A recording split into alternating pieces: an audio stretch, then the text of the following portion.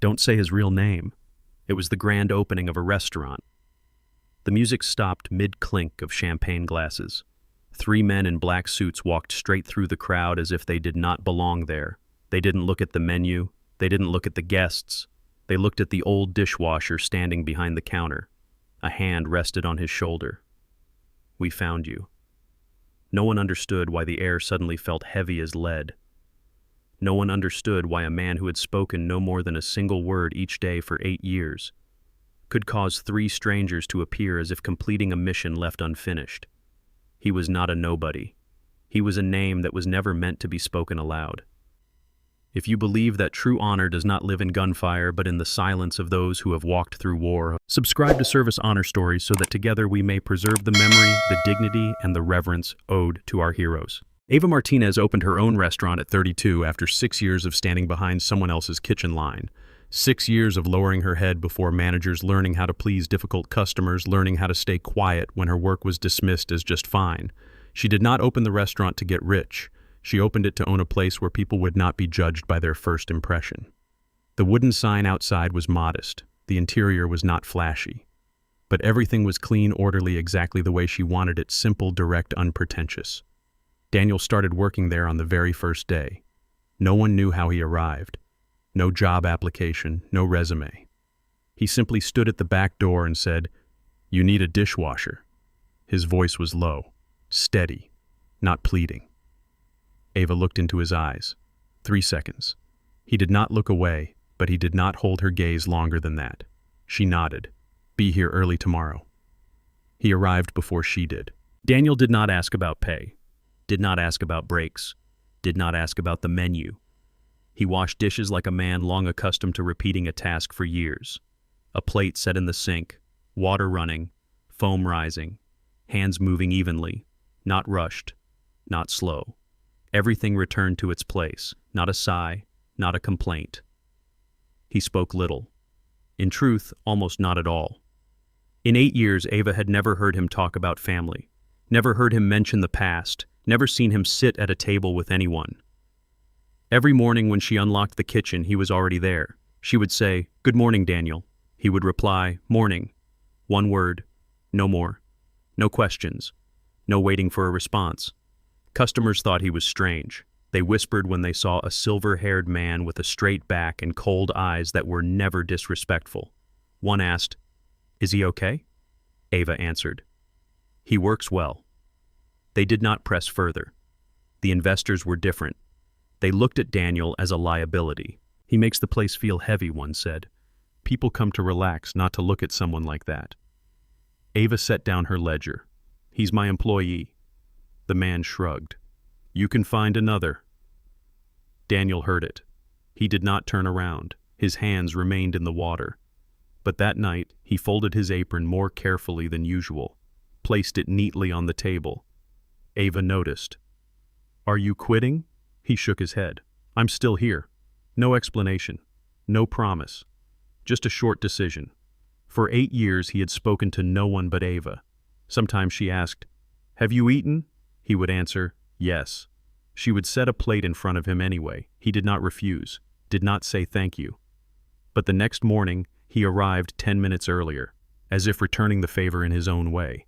Daniel's archetype was clear, a survivor carrying what he would not say. He did not need sympathy. He needed distance.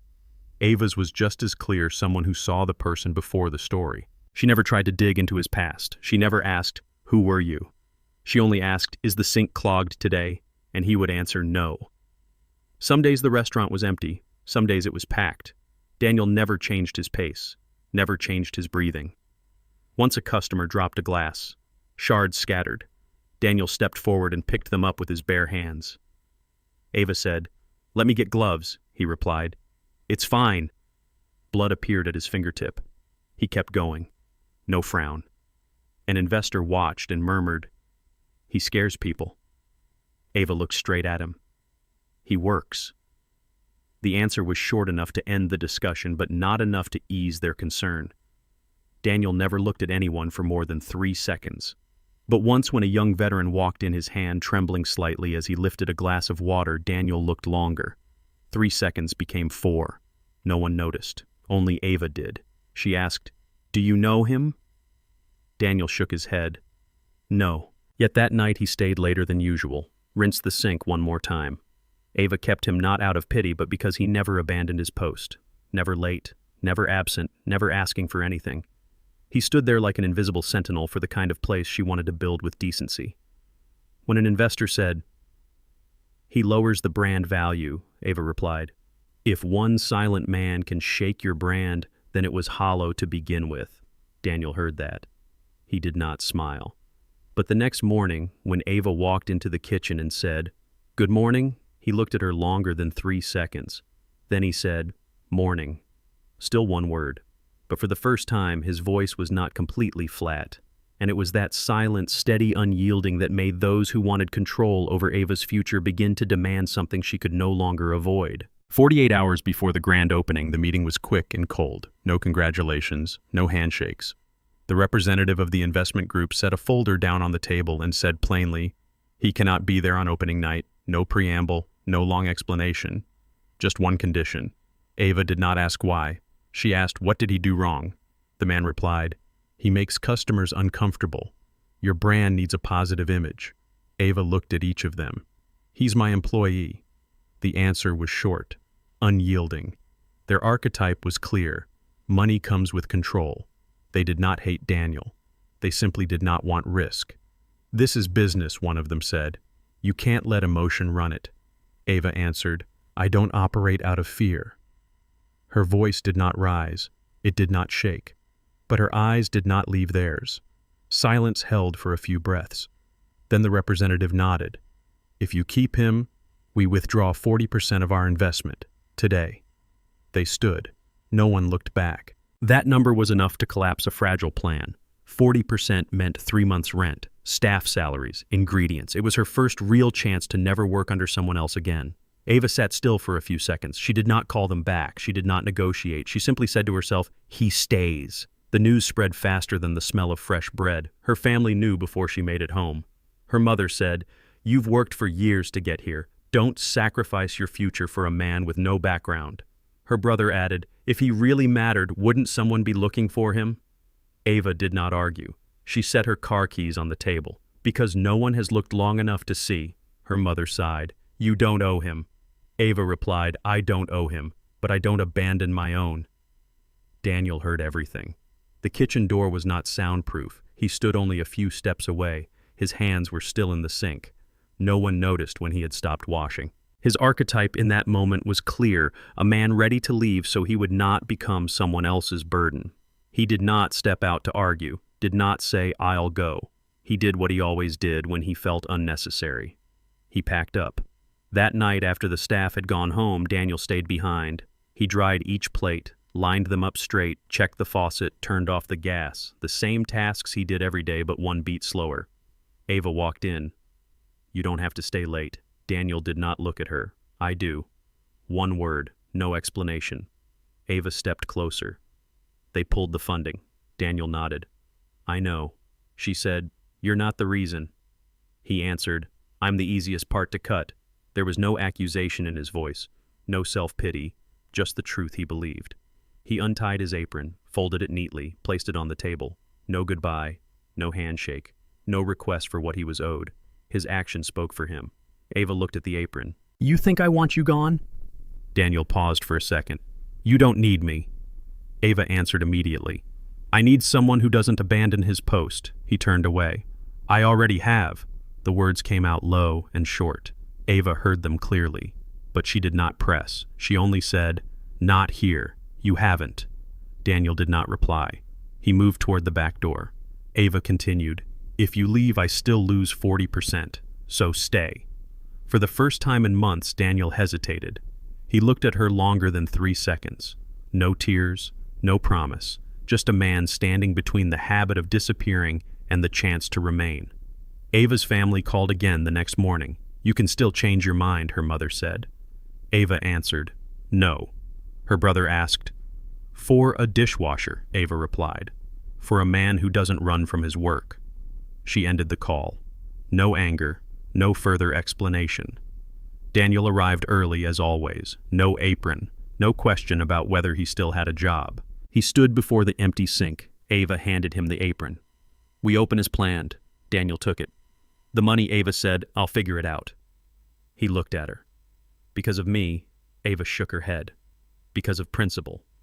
The conflict was no longer about money. It was about values. On one side, safety with conditions. On the other, loyalty without negotiation. Daniel understood that. He did not say thank you.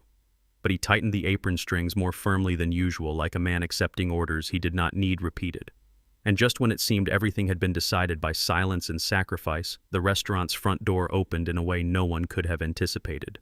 Opening night arrived on time. Every table was filled. Congratulations echoed through the room, but no one smiled fully. 40% of the funding had vanished, leaving an invisible gap between the chairs. Ava stood at the counter, checking each receipt. She did not look toward the sink, but she knew Daniel had come back.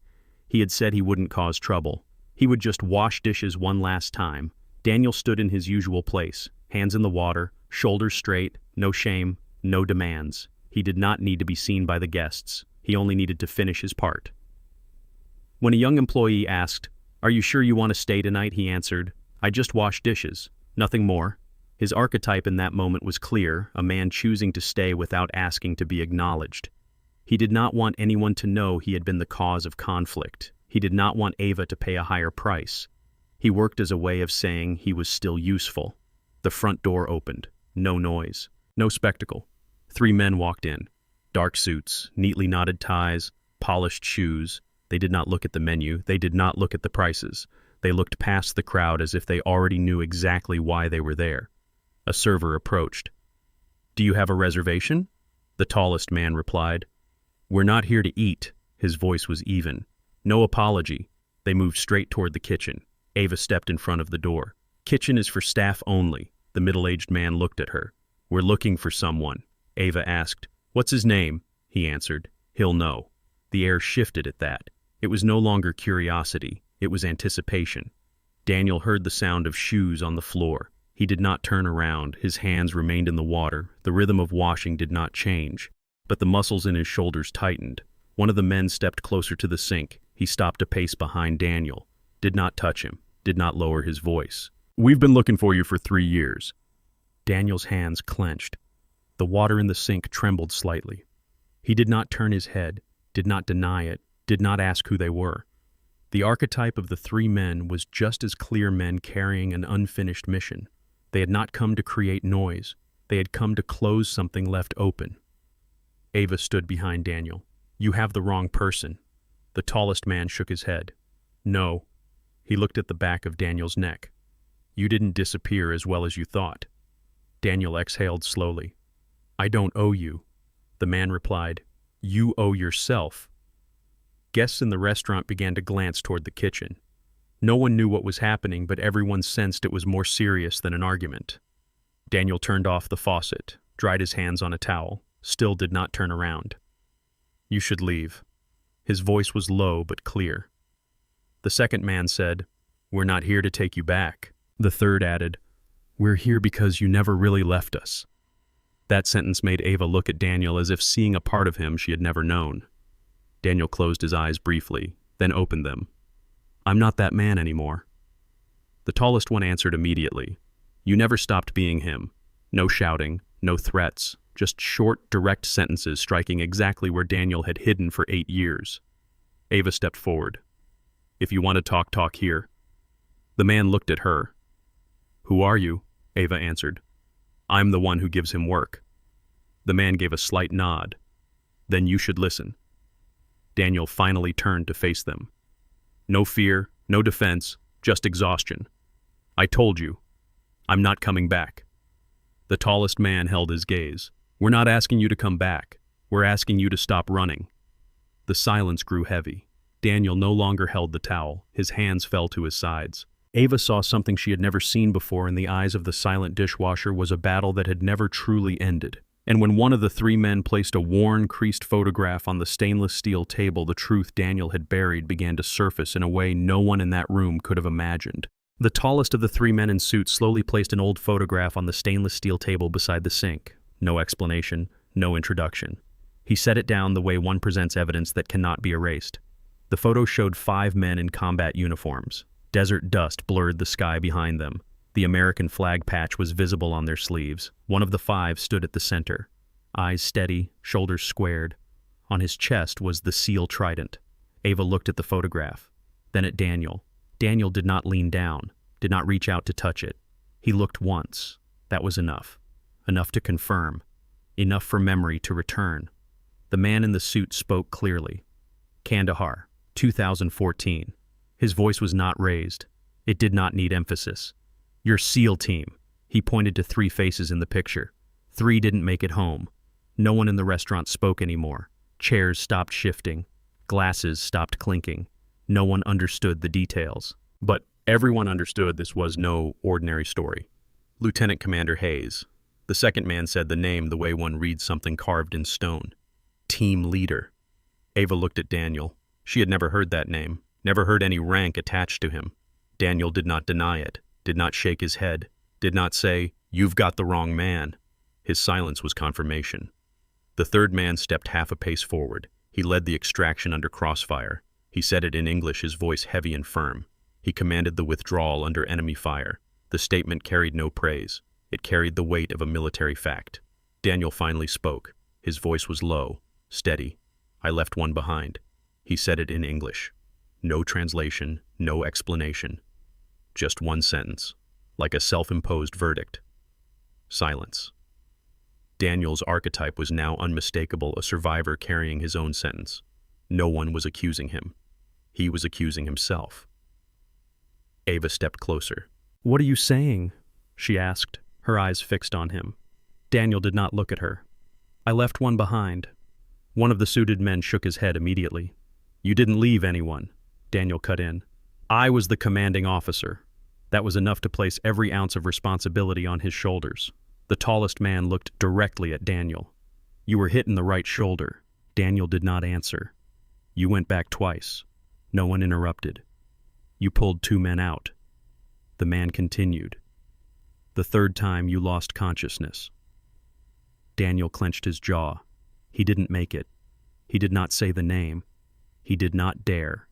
The man in the suit replied, "He was killed while shielding you." It was not yet the full truth, but it was enough to crack the shell Daniel had built around himself for 8 years. Ava listened to each sentence as if hearing a story that did not belong in this kitchen. She looked again at the photograph.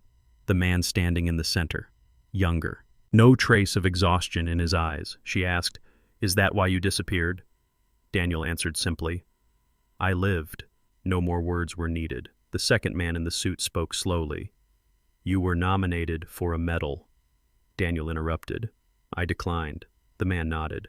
"We know." Ava looked at Daniel. "Why?" He answered, "I wasn't worthy."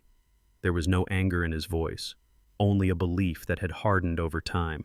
The archetype of the 3 men was clear now as well. They had not come to glorify him.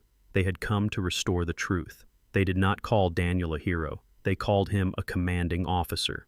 And a commanding officer does not get to disappear. A guest near the kitchen whispered, "He was a SEAL." No one answered.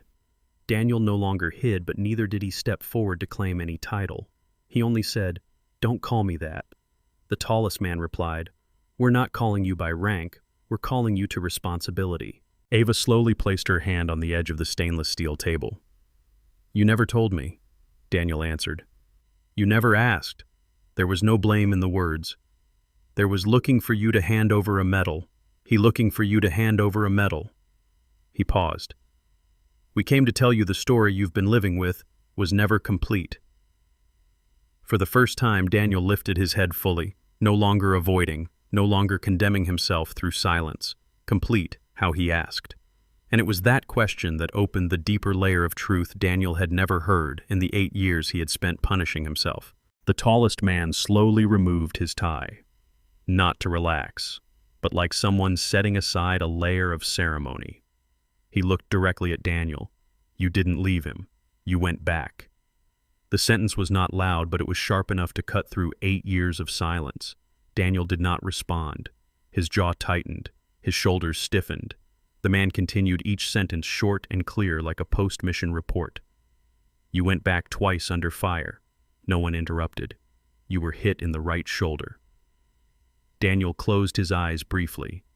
You pulled 2 men out of the line of fire. Ava heard every word as if each sentence were a piece of his body he had never spoken about. The 3rd time the man went on, you went back for the last one. Daniel shook his head slightly. No. The man held his gaze. Yes. Another suited man stepped forward, his voice low and steady. The 3rd man didn't die because you left. He was killed when an IED detonated while you were already unconscious. There was no room left for argument, no space for assumption. Daniel opened his eyes. I was the commanding officer. He said it like reading an indictment. The man answered immediately, and you fulfilled your role. No raised voices, no emotional persuasion. They spoke with facts. You didn't abandon your team. The man continued. You lost consciousness while shielding them. Daniel inhaled slowly. I don't remember. The man nodded. We do. 1 sentence. Short, but heavy as an oath. The 3 men were no longer just people searching for a name. They were witnesses carrying the memory Daniel had refused to hold. One of them added, without him, half of us would be dead. He looked straight at Daniel. If not for you, half of us wouldn't be standing here. It was not praise, not embellishment, just a number. Ava stood still. She did not cry. She did not step back. She listened. Daniel had said he left someone behind. But the truth now placed on the table, like the photograph earlier, said otherwise. He had not abandoned anyone. He had gone back. He had done his duty as a United States Navy officer. The tallest man spoke again, this time more slowly. We're not here to take you back. Daniel looked at him. Then why are you here? The answer came evenly. Because the President approved the Distinguished Service Cross for you. No one gasped. No one applauded. The sentence landed like a decision signed long ago. Daniel shook his head. I declined. The man nodded slightly. You've declined for 8 years. He paused. But a medal doesn't disappear just because you refuse to accept it. Daniel looked down at his hands. Hands that once gripped rope, pulled men over stone walls, now only familiar with soap and water. No one could find you, the second man said. You vanished from the records. No contact, no address. Daniel replied, I didn't need to be found. The man answered immediately. You don't get to erase yourself from the story. Silence. Ava finally spoke. Her voice did not shake. It did not accuse. Why didn't you tell me? Daniel turned toward her. For the first time since the 3 men had entered, he truly looked at her. Not the habitual 3-second glance, but the look of a man exhausted from carrying a secret. Because I survived. He said it in English.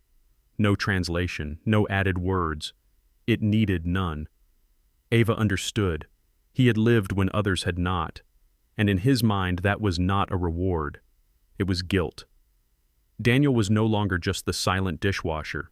He was a former officer who had commanded in Kandahar, who had gone back under fire, who had carried his men out of death's reach, and who had carried unworthiness for 8 long years. The medal was only a symbol. What he had truly refused was forgiveness for himself. The tallest man said quietly, That medal isn't for glory. It's for the truth. Daniel did not answer. But this time he did not deny it. And just when Daniel believed the truth had been fully spoken, the remaining man stepped forward with something that would force him to face the past in an entirely different way. His voice was low, slow, each word clear. His voice was low, slow, each word clear, like a declaration that could not be taken back. The man he thinks he left behind. He died protecting Hayes while he was unconscious. No one in the room fully grasped the meaning of that sentence, but Daniel did. His hand trembled slightly, not from fear, but because the truth he had believed for 8 years had just been shattered. He had never known. For 8 years he had lived with a single story in his mind: I left a man behind. I wasn't fast enough. I wasn't good enough. I survived when I shouldn't have. Every morning he sentenced himself again. He chose silence. He refused the medal. He erased his name from records. He believed that was the only fair outcome. The man continued. He shielded you when the IED detonated. He paused briefly. He didn't die because he was abandoned. He died protecting his commanding officer. Daniel shook his head faintly. No. The word escaped him as if he were trying to preserve the old version of the truth. But the man did not step back. We have the full report. Witness statements, helmet cam footage. You didn't leave anyone. You're the reason 2 others are alive. An envelope was placed on the stainless steel table. No ceremony, no wax seal, just a letter that had been kept too long. The man said, "From his mother." Daniel looked at the envelope as if it were something he did not deserve to touch. She wrote it after reviewing the entire report. The man added, softer now. "She asked us to deliver it to you if we ever found you." Daniel picked it up. His hand was no longer steady. He opened it. Thin paper, handwritten ink. He read aloud, his voice uneven. "He told us you saved his life twice before he died." No one spoke after that. That sentence was enough. Daniel's archetype, the survivor carrying guilt, cracked open. He was not the one who abandoned. He was the one who had been protected. He was the one his teammate trusted until the very last second. Daniel placed the letter back down. He did not cry out, did not collapse dramatically. He simply sat in the nearest chair, his back no longer rigid, his shoulders no longer tight. He breathed heavily. For the first time in 8 years, he stopped holding himself like a soldier at attention. A nearby guest turned away, not out of fear, but because they understood they were witnessing something more intimate than any medal ceremony. Daniel stared into the distance. "I've been living the wrong story," he said quietly. The tallest man in the suit replied, "You've been living an incomplete one. No blame, no judgment, just correction." Ava stepped closer. She did not kneel. She did not embrace him. She placed her hand firmly on his shoulder. Calm, steady. She did not say hero. She did not say SEAL. She did not say Distinguished Service Cross. She said one sentence, "You don't get to disappear anymore." Daniel looked up at her, not as a dishwasher, not as a former commander, but as a man who had just been handed back the truth. He did not nod immediately. He simply breathed more slowly. The man in the suit added one final sentence. "He didn't want you to disappear. Neither does his family."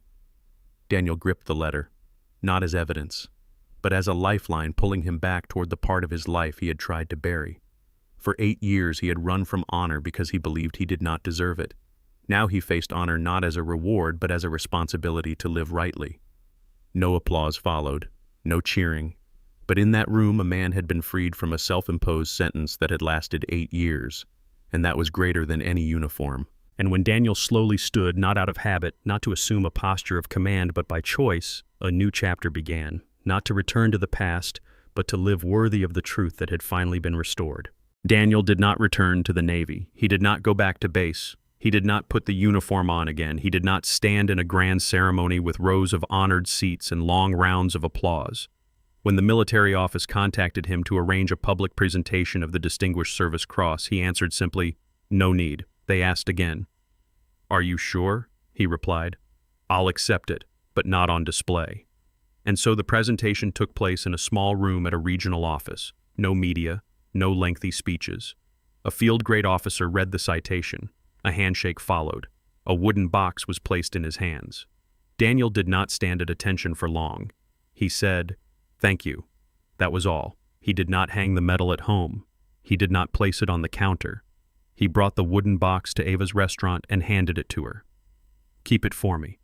Ava looked at him. "You want me to display it?" Daniel shook his head. "No." She understood. The medal was part of the truth, but it was not the center of his life. A few weeks later, Ava renamed a small corner behind the kitchen. No large sign, no loud slogan, just a small wooden plaque carved with 2 words, "Second Watch." She told Daniel, "The second shift. For those who can't sleep."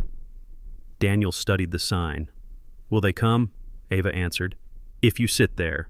And he sat. Daniel's archetype was no longer that of a self-imposed exile. He became a gatekeeper for unspoken memories. Each evening after closing, a few men and women stopped by. Some had been Marines, some Army Rangers, some had served in the Air Force. They wore no uniforms, no insignia. They carried silence. Daniel did not recount his exploits. He did not speak of Kandahar. He did not mention the Distinguished Service Cross. He simply sat across from them and asked, "Tell me what you're carrying." The question was not curiosity, it was a doorway. A young veteran said, "I can't sleep." Daniel nodded. Neither could I. Another said, I don't feel like I deserve to come home. Daniel met his eyes. I thought that for 8 years. No long explanations, no slogans, just enough truth so the other person knew he was not alone. Some nights no one came. Daniel still sat there. Ava would place a cup of coffee in front of him. Quiet tonight, Daniel replied. Quiet is part of the mission too. She smiled, not the smile of someone who had won, but of someone who understood that what is right is rarely loud. On the wall of second watch there were no medals, no team photos, no flags displayed with ceremony, only a small line carved into the wood. You survived. That matters. One veteran read it and asked, That's it, Daniel answered. For many that's enough. His medal remained in the box, not locked away, not hidden, but not displayed. Once someone in the group asked, Do you ever regret not accepting it publicly? Daniel thought for a moment. I used to think I didn't deserve it. Now I think it doesn't need to be loud. The answer was not evasive. It reflected a man reconciled with his past. Ava noticed the change. Daniel did not speak more than before, but he no longer disappeared inside conversations. When a new veteran stepped hesitantly through the door, Daniel stood. Have a seat. Nothing more. The man sat. That was the beginning. The legacy here was not a grand ceremony, not a restored title. The legacy was a space where people could speak honestly. Daniel did not become a public speaker. He did not write a memoir. He simply did what he had once done in his team's stay at his post. Late one evening, Ava asked, Do you still want to disappear? Daniel looked around the small corner of the kitchen where 2 veterans were talking quietly. He shook his head. No. The answer was not heroic. It was deliberate. His story did not end with applause. It continued in quiet conversations, in listening instead of hiding. In accepting that survival is not guilt, it is a chance to keep others from falling into the dark. If this story makes you believe that honor and kindness never retire, press like, share this video, and subscribe to Service Honor Stories so that none of their memories are ever forgotten. Service Honor Stories. We remember the quiet heroes,